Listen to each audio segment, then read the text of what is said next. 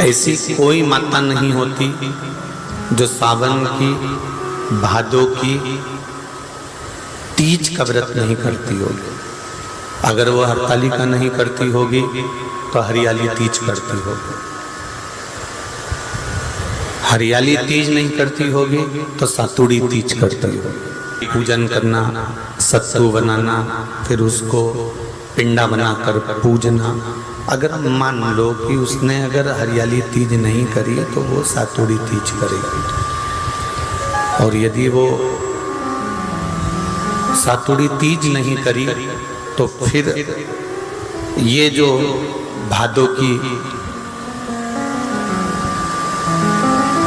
शुक्ल पक्ष की जो तीज आती है हरतालिका, ये करेगी।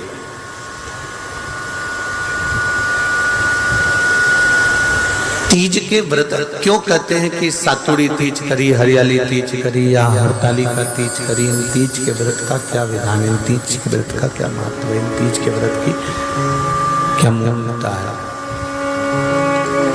इसकी क्या महत्वता है?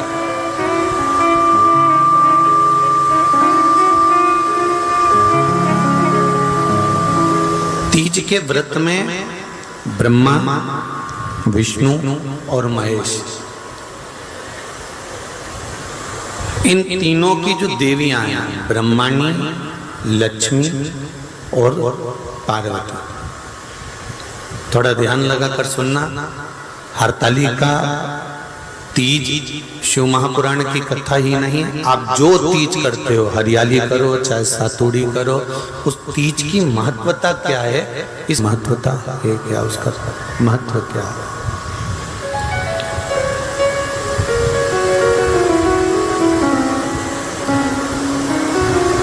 भगवान ब्रह्मा, भगवान विष्णु और भगवान शिव, इन तीनों की जो अर्धांगिनियां, ब्रह्माणी, लक्ष्मी और पार्वती, इन तीनों ने तप कर कर, साधना कर कर ब्रह्मदेव को, भगवान विष्णु को और भगवान शंकर को प्राप्त किया। और तीनों ने प्राप्त कर कर तीनों देवताओं से वर मांगा कि वर हमको ऐसा दीजिए कि हमारे तप साधना का फल नारी को तीज के दिन प्राप्त हो जाए। अब देखिए जरा, एक ही व्रत से, एक ही उपवास से उसको संपूर्ण तप साधना का फल प्राप्त हो रहा है। संपूर्ण तप साधना का फल उसको मिल रहा है मात्र एक व्रत से। केवल एक व्रत कर रहे हैं और संपूर्ण तप साधना का फल उसको प्राप्त हो रहा है। ऐसा कोई व्रत, ऐसी कोई साधना, ऐसा कोई तो ब्रह्माणी ने ब्रह्मदेव से मांगा, लक्ष्मी जी ने भगवान विष्णु से मांगा, पार्वती जी ने भगवान शिव से मांगा कि ऐसा वर दे दीजिए जिस वर से एक ही व्रत करने से संपूर्ण फल की प्राप्ति हो जाए। व्रत का फल दे दीजिए, मात्र एक व्रत का। अब देखिए, हरियाली तीज करने वाली माताएं थोड़ा ध्यान से सुनना।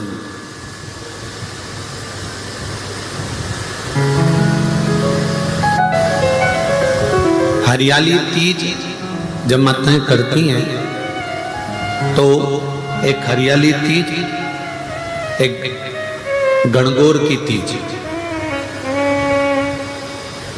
ये दो तीज के व्रत ऐसे होते हैं जिसमें जब माताएं करती हैं तो उस समय पर उमा, ब्रह्माणी और लक्ष्मी, इन तीनों की आराधना का फल उसको केवल एक व्रत से प्राप्त हो जाता। अब देखिए दूसरा, सातुड़ी तीज। उमा और महेश्वर, उमा और महेश, ब्रह्माणी और लक्ष्मी, इन चार के व्रत तप का फल एक साथ सातुड़ी तीज के दिन प्राप्त हो जाता। अब आती है हरतालिका तीज। आप लोग करते हो हरतालिका? यहाँ लोग करते कि नहीं करते? करते हैं यहाँ पे हरतालिका? कौन कौन करता है? जरा हाथ उठाओ तो जरा। अरे सभी करते हो, रखो रखो, बहुत बढ़िया, बहुत अच्छी बात। एक आती है हरतालिका तीज। इस तीज का व्रत माता पार्वती बेल वृक्ष के आनंद के साथ में फुलेरा बनाकर करती है, और जिसमें इस हरतालिका में माता पार्वती जी के जितने जन्म पहले हुए हैं, माता पार्वती का जन्म तो 52वें नंबर का, 52 नंबर पे माता पार्वती का जन्म है। इससे पहले तो माता के 51 जन्म पहले हो चुके हैं, 51 जन्म माता पार्वती का पहले हो चुके हैं। तो वो जितने जन्म माता पार्वती पूर्व में ले चुकी हैं, ब्रह्माणी जितनी बार ब्रह्मदेव के साथ में विराजमान हो चुकी हैं, इंद्राणी जितनी बार इंद्र के साथ विराजमान हो चुकी हैं, और लक्ष्मी चाहे वो राधा के रूप में हो, चाहे वो रुक्मिणी के रूप में हो, चाहे वो सत्यभामा के रूप में हो, चाहे वो यमुना के रूप में हो, चाहे वो गंगा के रूप में हो, जितनी बार माता लक्ष्मी ने रूप धारण करे हैं वो सब रूप में,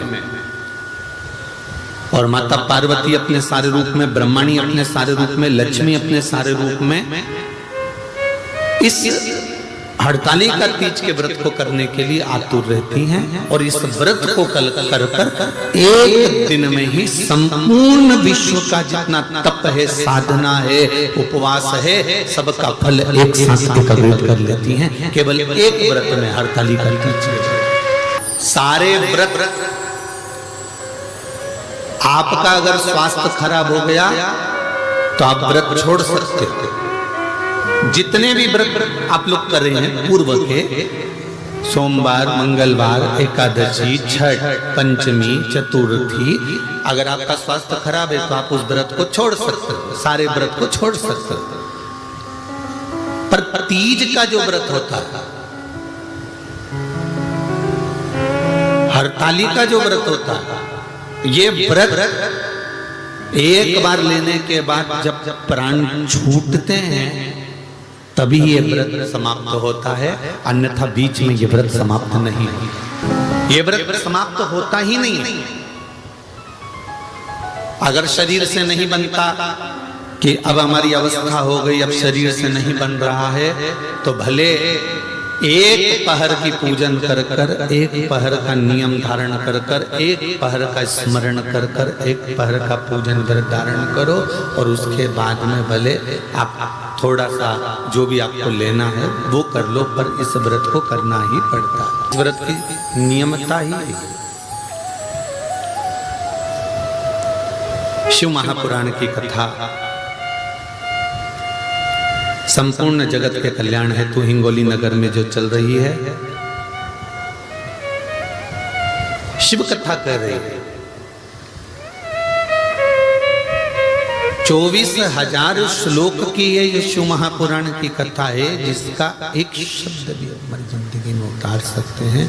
एक शब्द भी हम अपने जीवन में यदि उतारते हैं, एक शब्द को भी हम अपनी जिंदगी में उतारते हैं, तो हमारा जीवन सार्थक हो जाता है। तो उसकी सार्थकता उत्पन्न हो जाती है, उसका आनंद उत्पन्न हो जाता है, उसका फल हमको मिलने लगता है। महाराज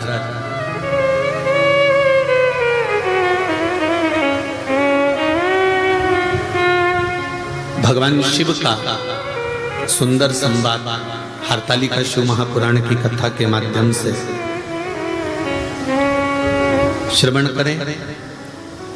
बड़े आनंद के साथ में इस व्रत की महत्वता को श्रवण करें। हरतालिका तीज का व्रत करने वाली नारी जब प्राण छोड़ती है तो उसकी क्या गति होती है, कहां वो जाती है, किस लोक में उसका स्थान होता है।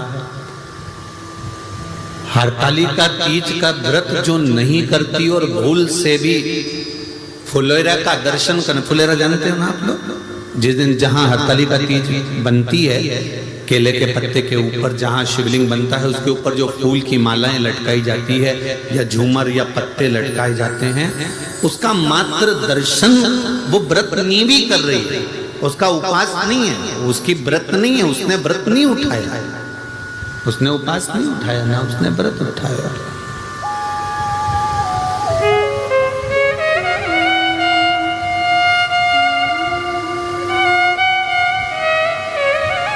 और यदि व्रत उसने नहीं उठाया है और नहीं व्रत उठाने के बाद भी अगर व्रत नहीं कर रही है, उसके बाद भी अगर किसी सहेली ने कह दिया, किसी बेस्ट फ्रेंड ने कह दिया कि नहीं नहीं तुझे मेरे यहाँ पर आज हरतालिका है, तू आ जाना है थोड़ी देर, मन नहीं भी है, नहीं तुम्हारा मन, इसके बाद भी तुम चले गए, इसके बाद भी अगर तुम पहुंच गए वहां चले गए,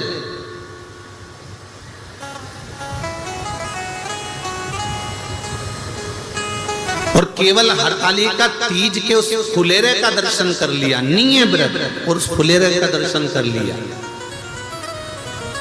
तो महाराज शिव महापुराण की कथा, स्कंद पुराण की कथा बड़ा सुंदर वर्णन करती है कि हजारों हजार 16 सोमवार संकट सोमवार का जो पुण्य होता है मात्र हरतालिका तीज के फुलेरे का दर्शन करके जीव को प्राप्त हो जाता है। केवल एक फुलेरे का दर्शन कर, शंभु शंभु, केवल एक फुलेरे का दर्शन कर प्राप्त हो जाता है। पर शिव महापुराण की कथा कहती है, एक बड़ा सुंदर संवाद वर्णन किया गया कि जिस दिन हरतालिका व्रत हो या सातुड़ी तीज हो या हरियाली तीज हो या गणगौर की तीज हो, ये नारी करती क्यों है, इसका व्रत का विधान क्या है, क्या क्यों करा जाए?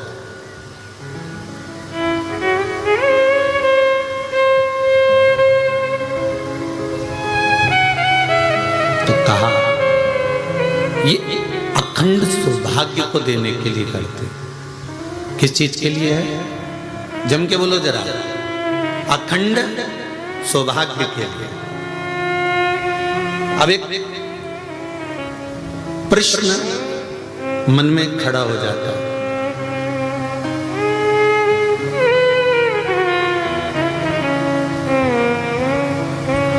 माता के गर्भ से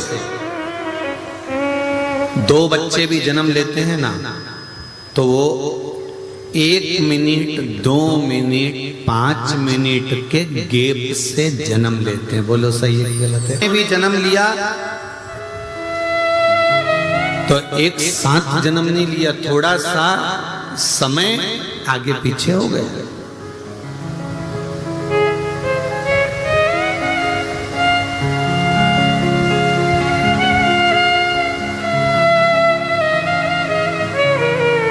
जब स्त्री और पुरुष का विवाह होता है,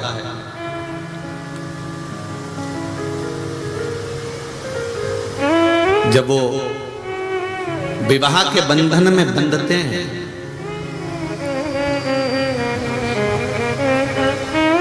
उस बंधन में कोई ये जरूरी नहीं है कि दोनों साथ ही जा रहे हैं। ध्यान देना, बहुत विशेषता का यह संवाद है। पर नारी की एक अभिलाषा रहती है, स्त्री की एक अभिलाषा।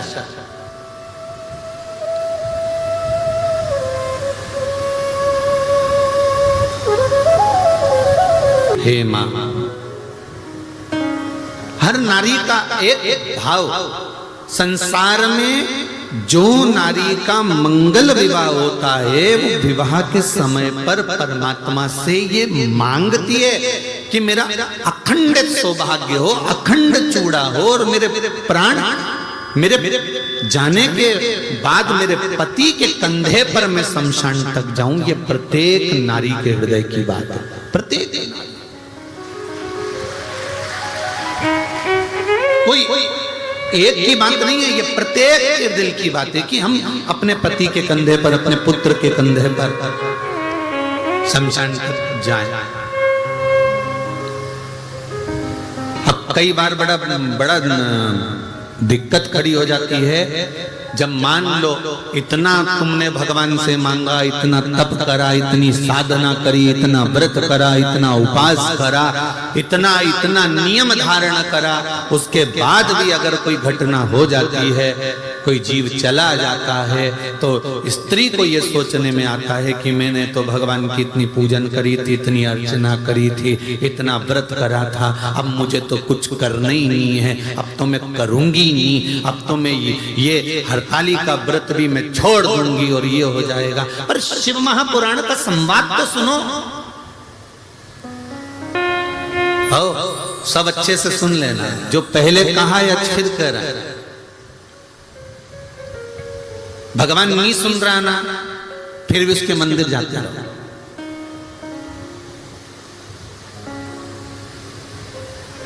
तुम रोटी नहीं भी देती हो ना, तो भी गाय तुम्हारे दरवाजे पर आकर खड़ी हो जाती है, मत दे, वो तो खड़ी है। एक दिन नहीं देगी, 2 दिन नहीं देगी, कभी तो तेरा मन पसीचेगा और डब्बा खोल के रोटी लाकर गाय को देगी, तो वो खड़ी है, खड़ी है। कभी तो मन पसीचेगा ना, कभी तो मन करेगा। जो होना था हो गया, घटना तक घट गया। पर शिव महापुराण की कथा कर रही है, व्रत नहीं छोड़ना, व्रत हरतालिका का करते रहना। क्या होगा उससे, क्या फल मिलेगा उससे? भजन गाते रहना, शिव की आराधना करते रहना, शंकर का स्मरण करते रहना। क्या फल मिलेगा उससे?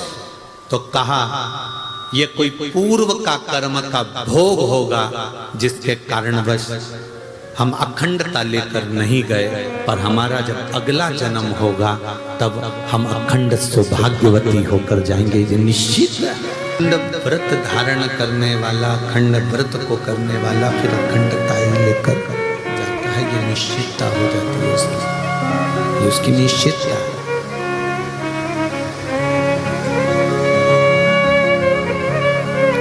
करते रहो व्रत, करते रहो साधना, करते रहो उपवास। मंदिर जाना मत छोड़ो, जाते रहो। शिव जी को 1 लोटा जल चढ़ाना मत छोड़ो, चढ़ाते रहो।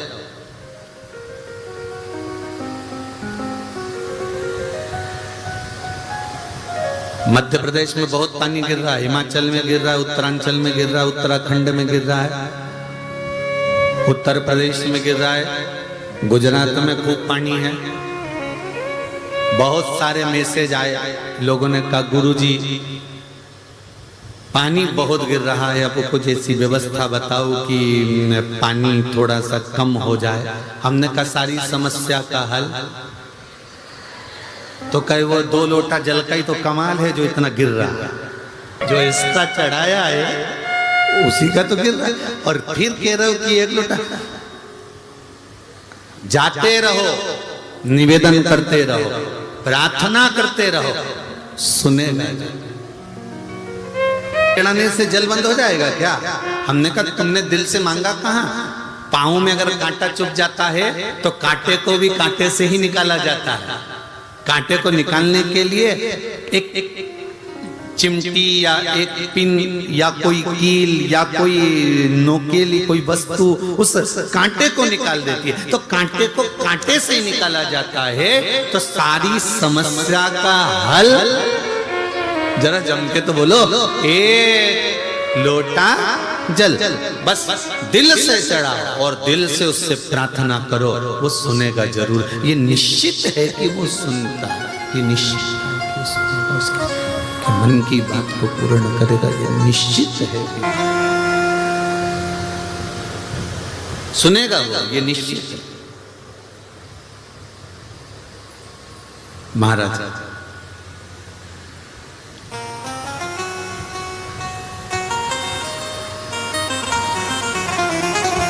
एक देवराज नाम का ब्राह्मण, शिव महापुराण का प्रारंभ का महत्तम देवराज नाम के ब्राह्मण से प्रारंभ होता। जिसने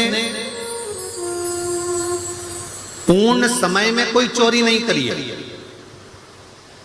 में उसने बेकार काम नहीं करा, पूर्ण समय में उसने चोरी नहीं करी, पूर्ण समय में उसने गलत काम नहीं किया। उसने गलत काम कब करा? जब वो एक वेश्या के चक्कर में पड़ गया।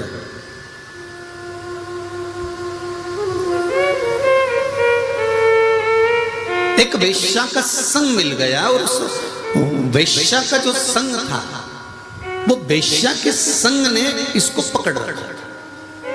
उसकी आसक्ति, काम, तृष्णा, उसने इसको खींच रखा। के कारण, उस काम के कारण, उस तृष्णा के कारण वैश्या ने एक बार इससे कह दिया कि मुझे रानी के गले का हार चाहिए। तो ये हार चुराने के लिए गया और चोरी कर कर लेकर आया। तो राजा को मालूम पड़ गया, उसने दूतों को भेज दिया। ये भागता भागता शिव मंदिर में पहुंच गया। आप देखिए, जब तक ये वेश्या के संग में नहीं था, ये वेश्या के संग में नहीं आया था, वेश्या से इसका संबंध नहीं जुड़ा था, तब तक ये जितना कमा रहा था, परिवार अच्छे से चला रहा था, इतना इकट्ठा कर रहा था, उससे इसका पूरा परिवार आराम से चल रहा था। परिवार में कोई तकलीफ नहीं थी।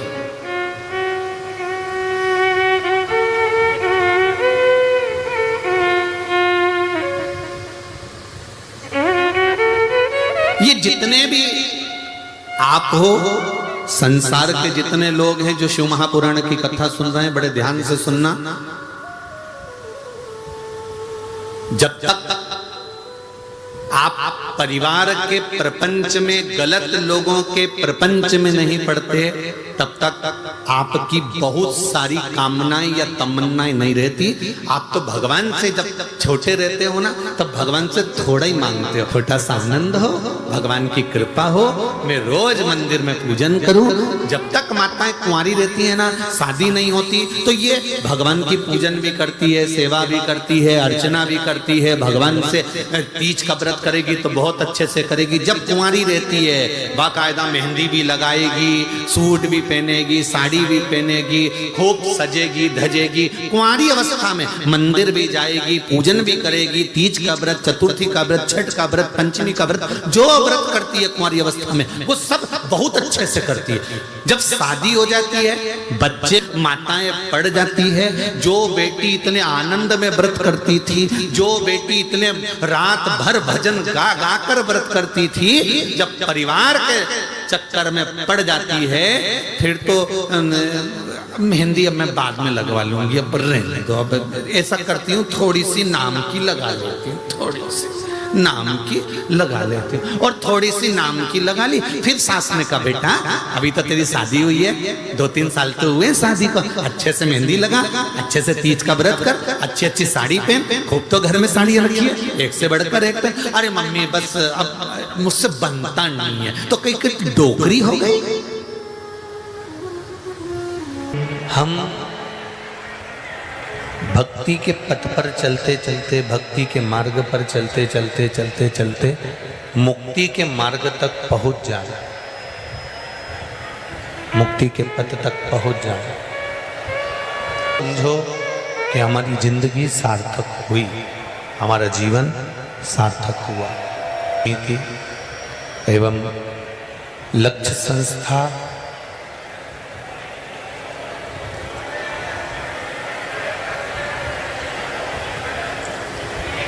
भरत पटवारी जी ने अगर उनकी मित्र मंडली के साथ में मिलकर इस कथा को आयोजित किया है, तो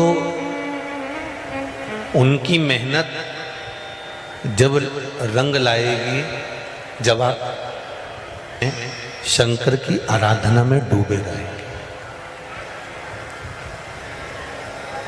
किसी न किसी रूप में हम भगवान शंकर की आराधना करते रहेंगे।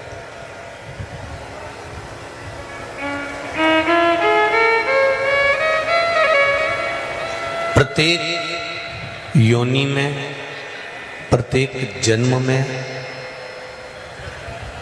हमको भरपेट भोजन भी मिलने वाला है, प्रत्येक जन्म में हमको परिवार भी मिलने वाला है।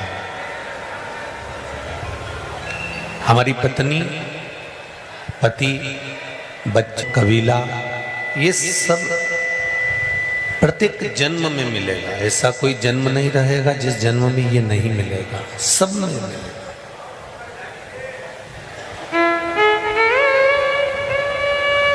पर प्रत्येक जन्म में शिव महापुराण की कथा नहीं मिलने वाली है। पत्नी मिल जाएगी, बच्चे मिल जाएंगे, भोजन मिल जाएगा, रहने के लिए घर मिल जाएगा, पर शिव कथा नहीं मिलेगी। शिव कथा केवल मानव के शरीर के लिए, इस मानव की मुक्ति का केंद्र बिंदु है। मानव का जो केंद्र बिंदु शिव है। ब्रह्म कुमारी आश्रम में आप जाते हैं तो बहनें बताती हैं, एक बिंदु से संपूर्ण संसार की उत्पत्ति है, और वो बिंदु कोई दूसरा नहीं है। वो बिंदु है केवल एक देवाधिदेव महा, इसके सिवाय कोई बिंदु हो ही नहीं सकता।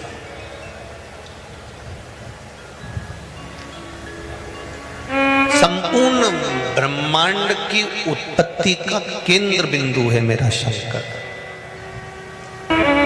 हमारी आदत है कि हम जब तक सारी दुनिया में धोखे खाकर नहीं आ जाते तब तक महादेव की शरण में नहीं जाते। दुनिया में धोखे खाने के बाद में हम महादेव की शरण में जाते हैं, और वो भी महादेव की शरण में जब जाएंगे जब दुनिया धक्के मार देगी, धोखा दे देगी, परेशान कर देगी, शरीर में रोग बीमारी कष्ट बहुत हो जाएगा, तब हम देवाधिदेव महादेव की शरण में जाएंगे।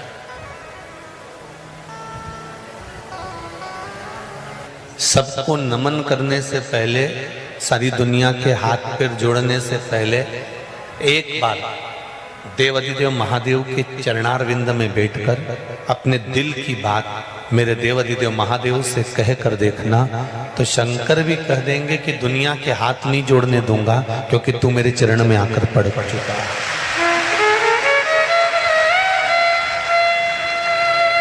तू मेरे चरणों में आकर गिर गए।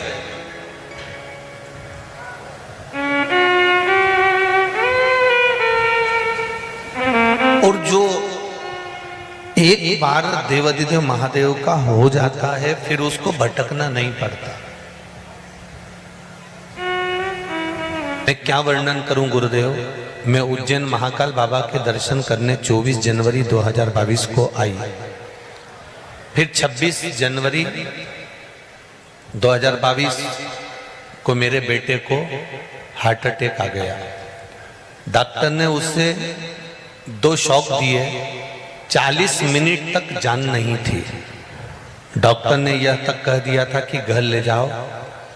पड़ोसी मेरे बेटे के साथ थे। एक दोस्त ने कहा कुछ तो करो, तो डॉक्टर, माँ बाप यहाँ नहीं है, उसको 1 साल का छोटा सा बच्चा है, आप कुछ तो करो जिससे इसमें प्राण आ जाए। डॉक्टर ने मना कर दिया, उसे घर लेकर जाओ।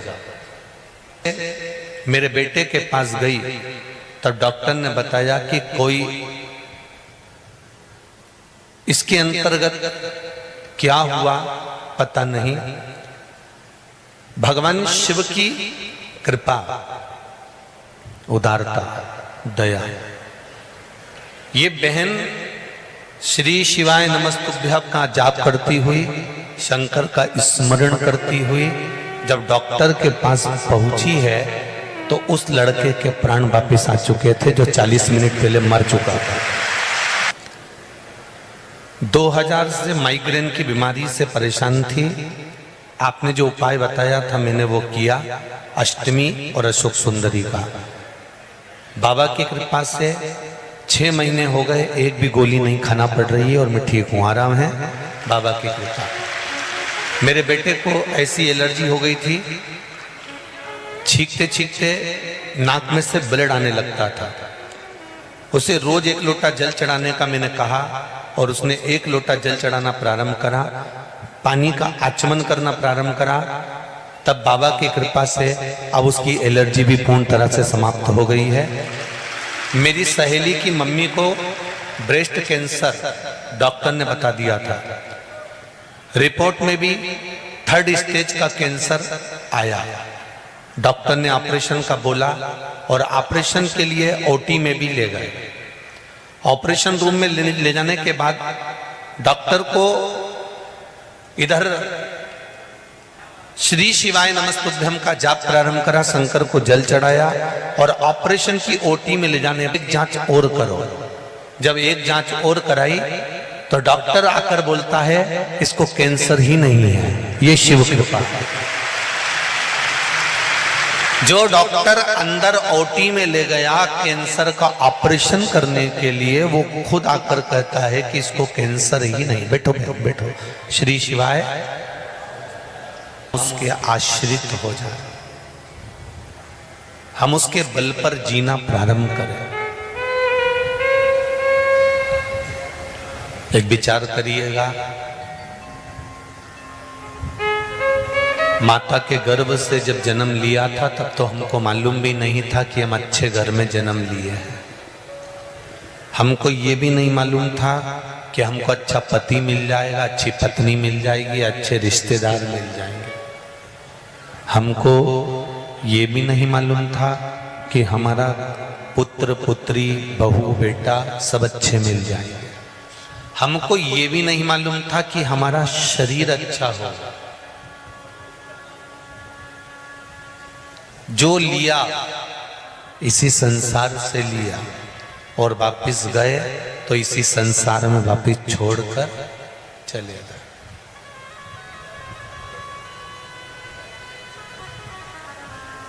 कितने मरे कोरोना महामारी में, कितने ढेर। कोई 24 साल का था, कोई 32 साल का था, कोई 40 साल का था, कोई 30 साल का था, कोई 20 साल का था, कोई 70, कोई 60। उम्र की कोई सीमा नहीं थी। स्वयं पार्वती जी ने भी भगवान शंकर से कहा है, प्रभु जब किसी के प्राण छूटेंगे उसकी पत्नी हृदय रखकर रोएगी, उसका पुत्र और पुत्री वो भी रोएंगे। तो ये लीला समाप्त करो ना। लोगों को मरना बंद ही करवा दो, सबको अमर ही बना दो।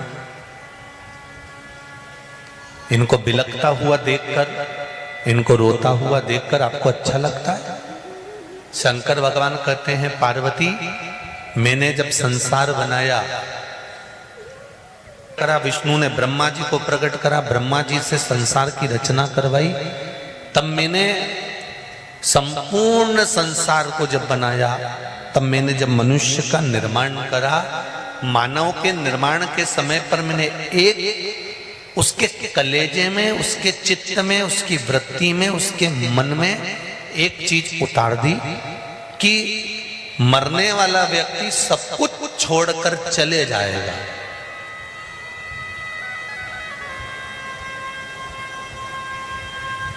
पत्नी भी रोएगी, बच्चे भी रोएंगे, पर थोड़े दिन रोने के बाद वापिस बच्चे अपने कार्य में लग जाएंगे, पत्नी उन बच्चों की परवरिश में लग जाएगी और अपने कार्य में सब तल्लीन रहेंगे।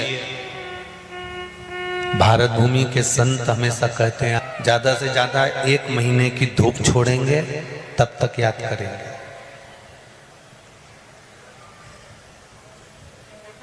उससे ज्यादा कौन याद कर रहा है?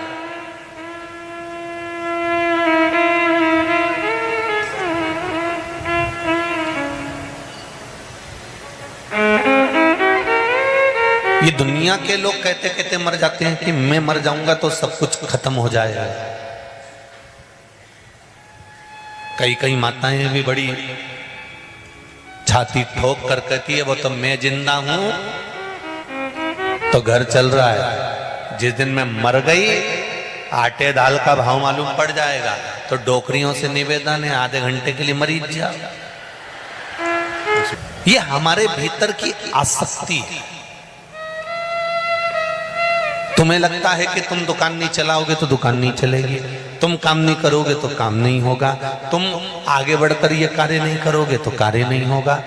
देव अधिदेव महादेव की कथा कहती है, शंकर भगवान का गुणगान कहता है, शिव महापुराण की कथा कहती है, भगवान शंकर का चरित्र कहता है। शिव जी कहते हैं जिससे जो काम करवाना है, कितने समय करवाना है, कितनी घड़ी करवाना है, कितने पल करवाना है, कितनी देर करवाना है, शंकर भगवान कहते हैं मैंने निश्चित कर कर रखा है कि किस व्यक्ति से कौन सा काम करवाना है, किस व्यक्ति से क्या कार्य करवाना है, कौन क्या कर सकता है। अब तुम दूर मत जाओ, तुम अपने अपने घर में देखो, तुम 6 लोग हैं, 7 लोग हैं, 8 लोग हैं, 15 लोग हैं, क्या 15 की 15 ही भगवान की कथा में डूबे हुए हैं? अरे बोलो तो जम के नहीं। तुम्हारे घर में 6-7 लोग हैं, क्या वो 6-7 ही भगवान की कथा में डूबे हुए हैं? अगर बेटा मंदिर जाता है तो बहू उसके विपरीत मिलेगी, उनको मंदिर पसंद ही नहीं आएगा। अगर माता और पिता दोनों संस्कारित हैं, दोनों भगवान की भक्ति में डूबे हुए हैं, तो ये निश्चित है इनकी औलाद अगर संस्कारवान निकल जाए तो बहुत बड़ी बात है। क्योंकि यहाँ तो शास्त्र कहता है कि अच्छे अच्छे ऋषियों की औलाद भी कहीं ना कहीं भटक गई थी मार्ग से। 10 का स्वभाव अलग, कोई भगवान का भजन करने वाला है तो कोई, उसे कोई मतलब नहीं, वो अपनी मस्ती में जीता है। उसने तो रोटी खाई, डब्बा खोला, जीरा मन डाला, घी लगाया, अचार लिया, खा खुआ के वो जाए फिर तो रात के ही आया, उसे पता ही नहीं, उसे कोई मतलब नहीं, जा।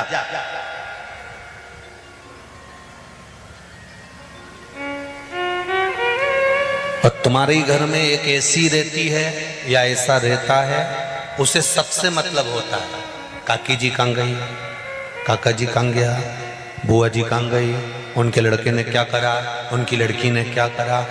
और ससुराल तक, ससुराल से लेके मायके तक सबकी स्टोरी अपने को तो बाद में मालूम पड़ेगी, पहले इसको मालूम पड़ जाती है। सबके भीतर रहना चाहते हैं, उसको सब ज्ञात होना चाहिए।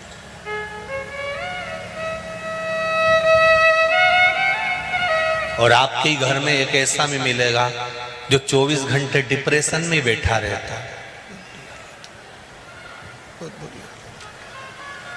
जब देखो जब इसका मुंडा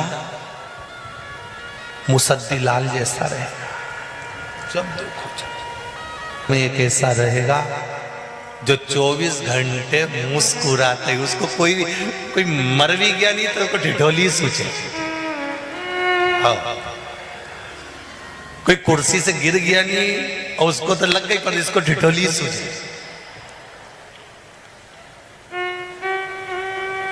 रोटी खाने बैठे तो ठिठोली करे और रोए तो ठिठोली करे। ऐसे अब विचार करो, ये परमात्मा ने ये सृष्टि बनाई है, सृष्टि में आपका और हमारा घर बनाया है, परिवार बनाया है। इस परिवार में भी कोई एक जैसे नहीं बनाए, सब अलग में अगर हम रह रहे हैं उस संसार सागर में, परिवार, कुटुंब, कबीला, ये सब भगवान ने दिया।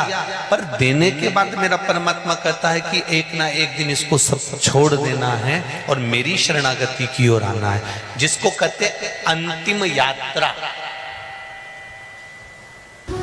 थी एक के साथ नहीं, सबके साथ है। जब गाड़ी नहीं थी, 4 व्हीलर नहीं थी, तब नागनाथ भगवान से ओड़ा नागनाथ में जाकर, पल्ली बैजनाथ में जाकर, त्र्यंबकेश्वर जाकर भगवान को विनती कर कर कर आए थे, बाबा बस 4 व्हीलर गाड़ी आ जाए, फिर तो जब 15 दिन में, 8 दिन में, 10 दिन में मैं दर्शन करने आ जाऊंगा। भगवान ने कहा चलो प्रैक्टिकल कर लेते हैं। भगवान ने इसको एक 4 व्हीलर गाड़ी दे दी। अब इतना मोजी राम हो गया, सब दूर जाने के लिए गाड़ी है, पर भगवान के धाम जाने के लिए गाड़ी कभी तैयार नहीं होती। जब तैयार करे तब कैंसिल। भगवान भी कह रहे थे, इसीलिए नहीं दे रहा था, इसीलिए नहीं दे रहा था। जब तक शादी नहीं हुई, भगवान हरतालिका तीज का व्रत, मम्मी मैं सब तैयारी कर दूंगी। ऑफिस से आएगी, कुंवारी है, ऑफिस से आकर भी तैयारी कर लेगी, खूब आराम से श्रृंगार विंगार करेगी, खूब बड़े प्रेम से शादी नहीं हुई उससे पहले खूब तैयारी, ढोलक बजा बजा के भजन कीर्तन सब करेगी। आसपास में माताओं को भी खिलाएगी, भाभी आना, काकी आना, हमारे यहाँ तीज का व्रत है, हमारे यहाँ तीज का व्रत है, हमारे यहाँ हरतालिका तीज का व्रत है, हमारे यहाँ फुलेरा बनेगा, हमारे यहाँ शंकर जी की पूजन, सबको किया। और शादी होने के बाद में अब 4 बार 5 बार सास कह रही है, बेटा अब तो उठ जा, कर ले कुछ थोड़ा बहुत तैयारी कर ले पूजन की। अब तो ऐसा मन उचिष्ट हो गया कि वो कहते हैं ना कि भगवान, कई लोग हमसे कहते हैं कि गुरुजी आप इतना कहते हो कि भगवान का भजन करो, भगवान का भजन करो, तो भगवान प्रकट क्यों नहीं होते? भगवान की कथा कह रही है कि गाड़ी मांगी थी, गाड़ी दे दी, गाड़ी आने के बाद गाड़ी की कीमत घट गई। फ्रिज नहीं था घर में, रोज प्राण खाए पति के, फ्रिज ला दो, फ्रिज ला दो, फ्रिज ला दो। जिस दिन से फ्रिज आया, एक बार अच्छे से सफाई नहीं करी, वो फ्रिज कचरे जैसा अंदर से हो रहा। वॉशिंग मशीन ला दो, वॉशिंग मशीन ला दो। जब तक वॉशिंग मशीन नहीं आई तो उसकी कीमत इतनी थी, वॉशिंग मशीन आ जाए, वॉशिंग मशीन आ जाए। वॉशिंग मशीन आने के बाद ऐसी है कि वो में चूहा भरा दिया महाराज।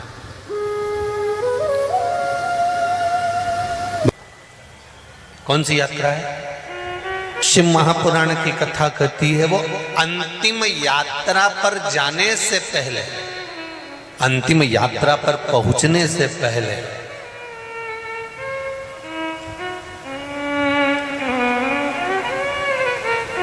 जिस अंत की ओर हम जा रहे हैं, उस अंतिम पथ की ओर पहुंचने से पहले उस अंतिम पथ पर पहुंचाने वाले उस परमात्मा का एक बार तो दर्शन करने का मन बना लो कि एक बार वो देवाधिदेव महादेव का दर्शन हमारी जिंदगी में हो जाए, एक बार उससे मिलन हो जाए।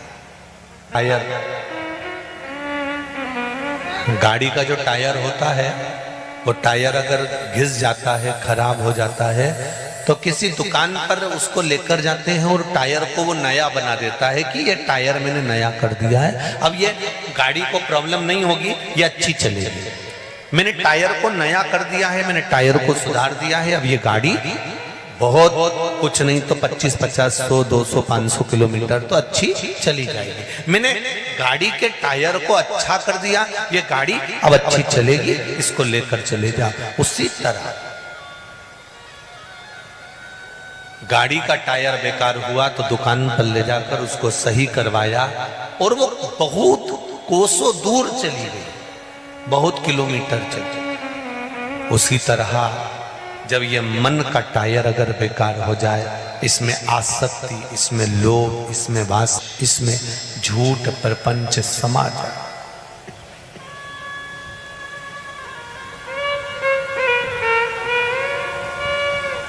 आसक्ति, लोभ, तृष्णा, वासना, कुटुंब, ये सब हमारे भीतर अगर समा जाए तो इस मन रूपी टायर को भी शिव महापुराण के पंडाल में ले जाकर बिठा दो तो ये टायर भी नया बनने का प्रयास करना। माता सती दक्ष प्रजापति ने देवी की आराधना कर कर भगवान से निवेदन करा, माँ जगतजननी से निवेदन करा कि मेरे घर में एक बेटी का और जन्म हो जाए।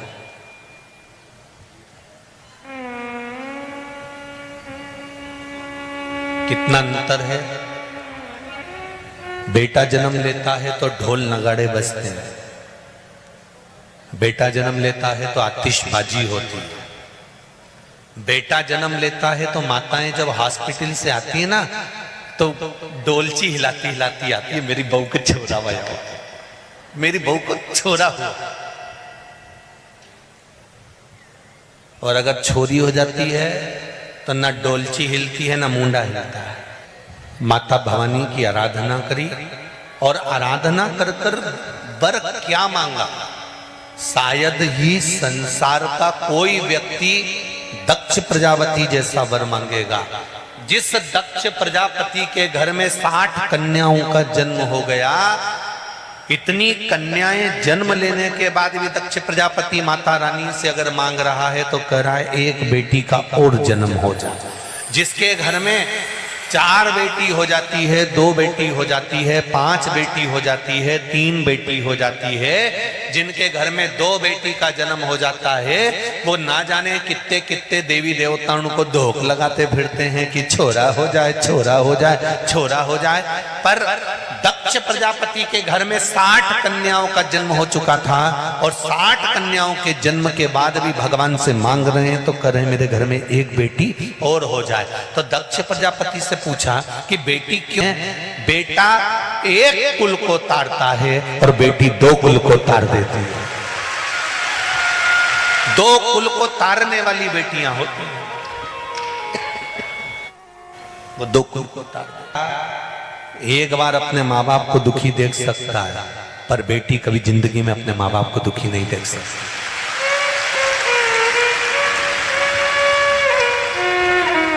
कभी नहीं देख सकता।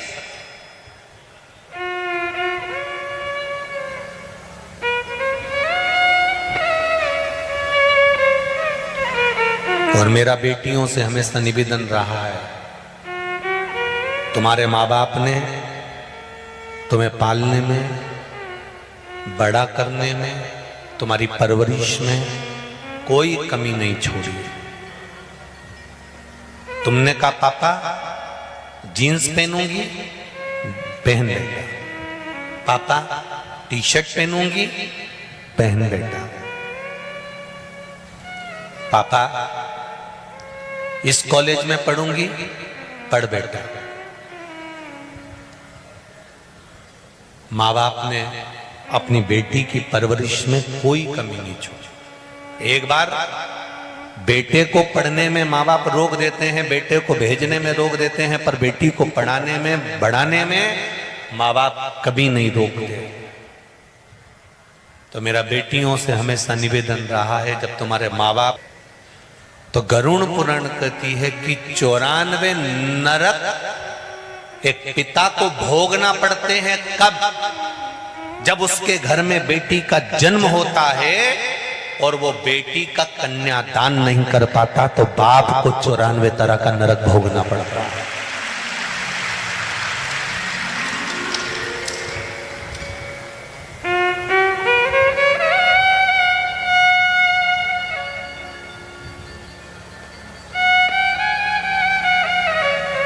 मेरा पिताओं से निवेदन है, तुम्हारे पास में धन नहीं है, तुम गरीब हो, तुम्हारे घर में 4 लड़कियां हैं, तुम दूसरे से कभी मत कहना कि इसका कन्यादान तुम ले लो, इसका कन्यादान तुम कर दो। मामा जी कन्यादान करेंगे, मौसी कन्यादान करेगी, वो कन्यादान नहीं। नहीं,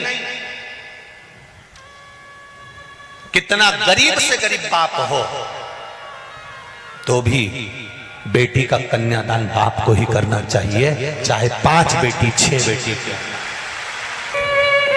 घर में अगर बेटी का जन्म हो जाता है और बेटी का जन्म होने के बाद अगर बेटी का कन्यादान माँ बाप नहीं कर पाते तो उनको नरक भोगना पड़ता है। एक नरक नहीं, 94 नरकों को भोगना पड़ता है। इसलिए बेटियों को चाहिए तुम्हारी पढ़ाई करो, खूब पढ़ो, दोस्ती रखो, मना नहीं है, पर जब विवाह का समय आए तो कह देना जहां मेरे पिता मेरी शादी करेंगे वहीं पर मेरी शादी होगी, मेरे माँ बाप को मुझे कन्यादान करवा। और एक निवेदन और करूंगा, सनातनी हो, सनातन धर्म को छोड़कर दूसरे धर्म में जाने का प्रयास भी मत करना कि मुझे दूसरे, किसी को पसंद नहीं आता।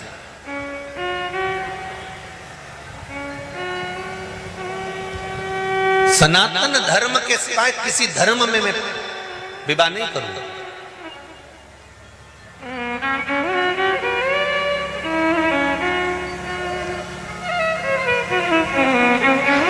सनातन धर्म को छोड़कर मैं किसी दूसरे धर्म में नहीं जाऊंगा। हम क्यों जाए,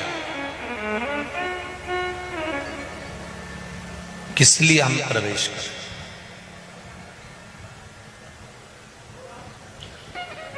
एक बेटा तुम्हारे घर में जन्म लेता है और एक बेटी तुम्हारे घर में जन्म लेती है। बेटा के जन्म के बाद बाप तरक्की करे कि नहीं करे वो पता नहीं है, पर यह निश्चित है बेटी के जन्म के बाद बाप की तरक्की निश्चित है कि होगी।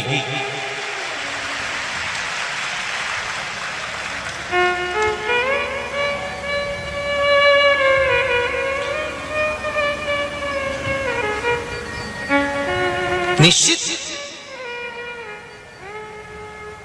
एक उन्होंने पूछा, गुरुजी पहले मैं कुछ भी नहीं था, पर धीरे धीरे धीरे धीरे जब मेरा विवाह हो गया, विवाह होने के बाद मेरे घर में संतान हो गई, संतान होने के बाद में मैं उन्नति की सीढ़ी पर चढ़ता गया। तो हमने भी उनसे कहा, मिनिस्टर जी आप उन्नति की सीढ़ी पर चढ़े हो, परंतु ये निश्चित है कि तुम्हारे यहाँ संतान हुई होगी तो सबसे पहले बेटी हुई होगी। अगर बेटी हुई है तो बाप को उन्नति की सीढ़ी पर चढ़ा कर ले जाती है।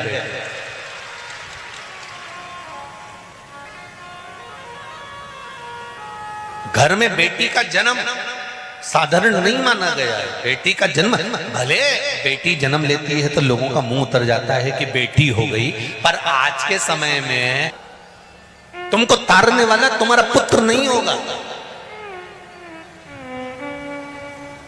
संसार के लोगों को कभी पुत्र तारता नहीं है, संसार के लोगों को हमेशा पुण्य ही तारता है।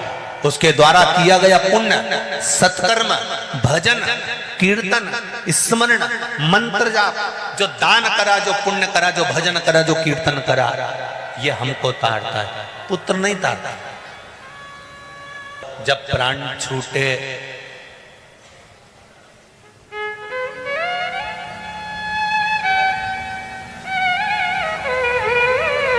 छोरा और छोरा की बहू दोनों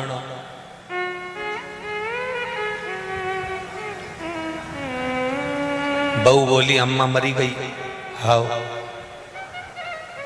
अंतिम संस्कार तो कल होगा क्योंकि रात हो गई है, तो अब क्या करो, रो ले, थोड़ा रोए रोए। छोरा ने तुरंत अपने दोस्तों को फोन लगाया, प्रेशर और शुगर ऊंचा नीचा हो जाएगा, अम्मा मरी गई है, तो आए तो नाथूराम के यहाँ का 2 समोसा और पोया लिया, वो खा लेगा। और छोरा रोता रोता, सारा गांव का लोग आ गया सुबेरे सुबेरे, और छोरा रोता रोता आगे गया, अम्मा से गले मिलके रो रहा था, अम्मा तो मर गई थी। इन्हें धीरे से अपनी जगदम्बा के कोनी मार के निपट लिया, और जब धीरे से रोती रोती अल्लाती अंदर गई, समोसा और पोया खा के फिर ही गई बैठी। सुनार आ गया, सुनार ने कहा अम्मा जी के पाँव में बेड़ी डली थी चांदी की, तो सुनार ने उसको काटी, निकाल के दी। गला में चेन पड़ी थी, वे भी निकाल के दी। पल्लू से कान दबे हुए थे इसलिए देख नहीं पाई, तो बहू चिल्लाती चिल्लाती कान तो देख लो। या बाल में छुप गई थी सोने की मुर्गी, तो बहू गले मिलने गई जब अम्मा से, तो सिर पे पल्लू डाल के जोर हुई तो दांत से कतर ली मुर्गी।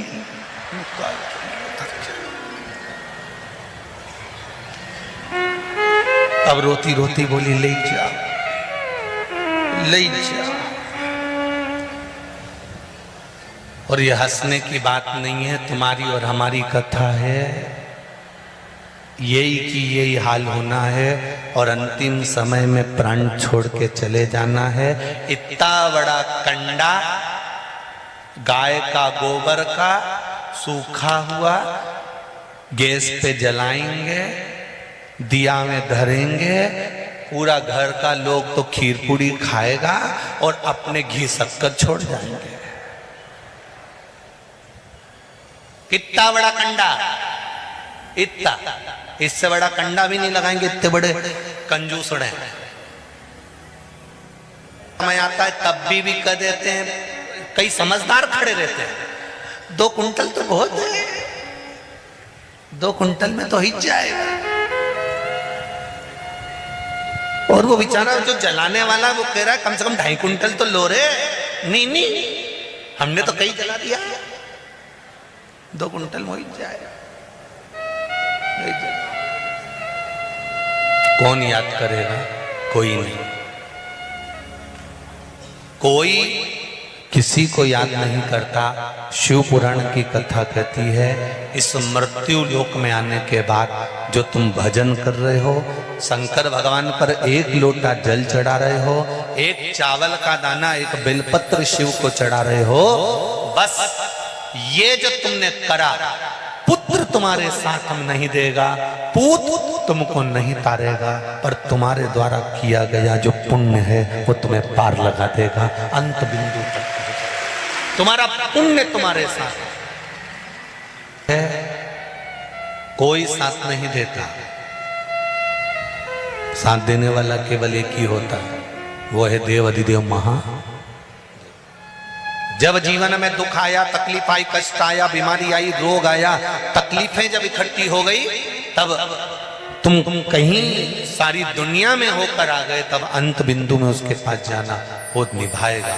सती मैया का जन्म हो, दक्ष प्रजापति ने माता जी से मांगा कि मेरे घर में एक बेटी का और जन्म हो जाए, अगर बेटी हो गई तो अच्छा होगा। तो माँ खिलखिलाई, इतनी बेटियां, 60 कन्या के जन्म के बाद तो लोग लड़का मांगते हैं, छोरा मांगते हैं, और तू बेटी मांग रहा है। दक्ष प्रजापति कहता है बेटा नहीं चाहिए, मुझे बेटी दे दो। क्यों? बेटी बाप के दुख को जानती है, बेटी बाप के दुख को जानती है।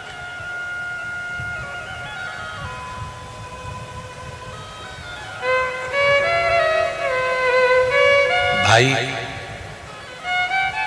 बेटी जब तक कुंवारी रहती है ना, अपने पिता की थाली में साथ बैठकर अगर भोजन करती है तो उस बाप की कभी अकाल मौत नहीं होती। बेटी अगर पिता के साथ में बैठकर भोजन कर रही है, वो भी कुंवारी है जब तक, शादी हो गई उसके बाद का नहीं, क्योंकि गोत्र बदल जाता है। विवाह के पहले तो पिता का गोत्र बेटी का रहता है, तो पिता के साथ में बैठकर अगर भोजन कर रही है तो अकाल मृत्यु का हरण कर लेती है बेटी। देवी की सीढ़ियां चढ़ रहे थे, एक किसान अपनी बेटी को कंधे पर बिठाकर वैष्णो देवी की सीढ़ियां चढ़ रहा था। स्वामी विवेकानंद जी ने उस किसान के पास में जाकर कहा, बाबा जी, बेटी आपके कंधे पर बैठी है, आप सीढ़ियां चढ़ रहे हो, हाँप रहे हो, लाओ, आपको बोझ हो रहा होगा, आपकी बेटी को मैं कंधे पर ले लेता हूं, मैं वैष्णो देवी की सीढ़ियां चढ़ जाता हूं। स्वामी विवेकानंद जी ने जैसे उस किसान को बोला,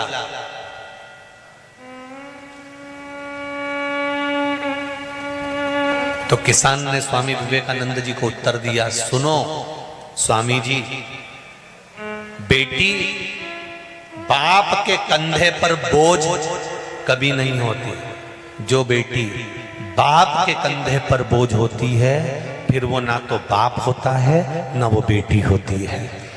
बेटी बाप के कंधे के बोझ को हल्का कर दे, वो बेटी होती है।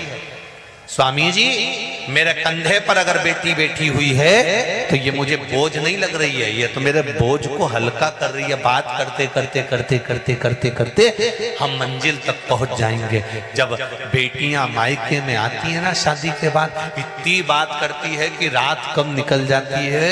डोकरी माँ तो तुरंत बहुओं को भी बुरा लगता है कि जीजी आई और मम्मी ने तो इतनी बात करी है, तो तुरंत बहुएं भी कह देती हैं अपने अपने पतियों से, देख लो, तुम देख लो, हमसे तो कभी डोकरी 2 बात नहीं करे और उसकी बेटी आएंगी तो रात रात भर बात कर, तुम देखो।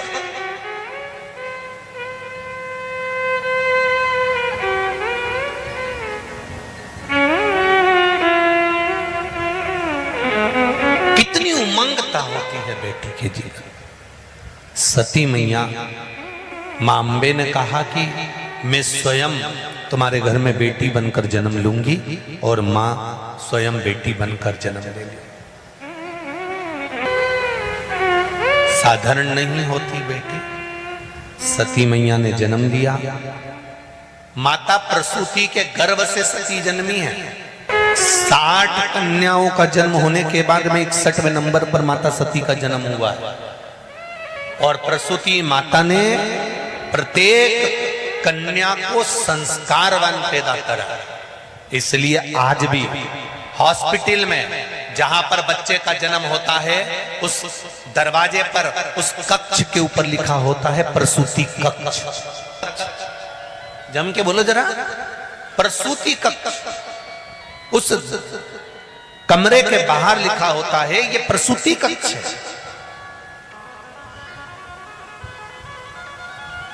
दूसरा कक्ष नहीं है। माता प्रसूति के गर्भ से जितने बच्चों ने जन्म लिया वो संस्कारित हुए थे। इसलिए माता प्रसूति का नाम आज भी हॉस्पिटल में जहां बच्चों का जन्म होता है उस कमरे के बाहर लिख दिया जाता है प्रसूति कक्ष, कि अच्छे जन्म ले वो संस्कारित होना चाहिए। जितने बच्चों का जन्म हो वो संस्कार वाला। सती मैया का जन्म हो गया। पतिव्रता धर्म का पालन करने वाली, पति को परमेश्वर मानने वाली, पति के चरणों का रसास्वादन ग्रहण करने वाली माता सती थी।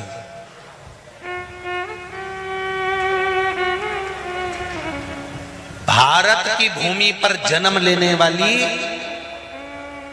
एक एक बेटी, एक एक बहन, एक एक माता अपने सातित्व की रक्षा करना जानती है। अपने सातित्व की।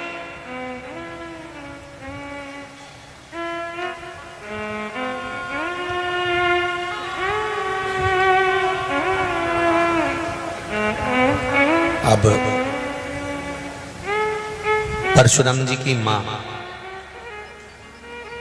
भगवान परशुराम जी की माता का नाम क्या था? रेणुका। क्या नाम था इनके? बोले जरा। रेणुका। और पिता का नाम था जमदग्नि। परशुराम जी की मां रेणुका अपने पतिव्रता धर्म का इतना पालन करती थी, इतना पालन करती थी कि उनके पति कभी कभी परीक्षा ले लिया करते थे और रेणुका देवी के हाथ में कच्चा घड़ा पकड़ा देते थे। कच्चा घड़ा कैसा? जिस मिट्टी के बर्तन को अग्नि में नहीं तपाया गया, केवल मिट्टी का बर्तन बन गया, बिना अग्नि में तपाए हुए, उसको रेणुका के हाथ में दे दिए गए। रेणुका देवी के हाथ में कच्चा घड़ा दिया गया और कच्चा घड़ा देकर कहा, जाओ पानी भर कर लिया।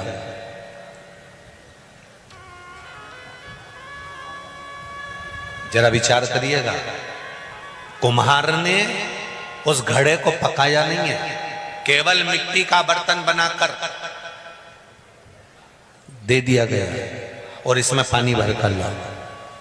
रेणुका देवी सरोवर में पानी भरने जाती थी और घड़े को हाथ में रखकर कहती थी कि अगर मेरा पति का धर्म प्रबल है, मैं अपने पति की सेवा परमेश्वर मानकर करती हूँ, पति के चरणों को रोज प्रणाम करती हूँ, पति के चरणों को रोज नमन करती हूँ, पति के चरणारविंद का ही केवल वंदन करती हूँ, पति के चरणारविंद का ही केवल स्मरण करती हूँ, तो इस घड़े में पानी भरा जाए। रेणुका सरोवर में घड़ा लेकर जाती, घड़े में पानी भरती और लेकर वापस घर आ जाती। करना, घड़ा कच्चा रहेगा तो पानी लगते से ही बिखर जाएगा, पानी लगते से ही बेकार हो जाएगा। पक जाता है घड़ा तो फिर उसमें पानी भर सकते हो, पर कच्चे घड़े में पानी कैसे भर सकते हो? चरणारविंद का स्मरण रेणुका करते थे।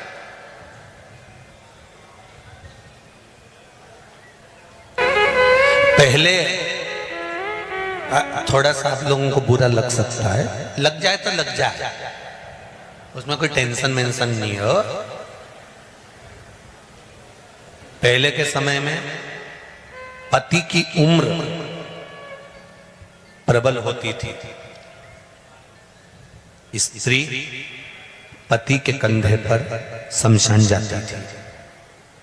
और प्रत्येक यहां पर भी जितनी माताएं बैठी हैं ना, इनके दिल की भाव कहना चाहूंगा, ऐसी कोई सुहागन नारी ऐसी नहीं होगी जिसके मन में यह भाव नहीं होगा कि वो भगवान से प्रार्थना नहीं करती होगी कि हे भगवान भोलेनाथ, जब मेरे प्राण छूटे तो मेरे पति के कंधे पर, मेरे पुत्रों के कंधे पर मैं शमशान जाऊं।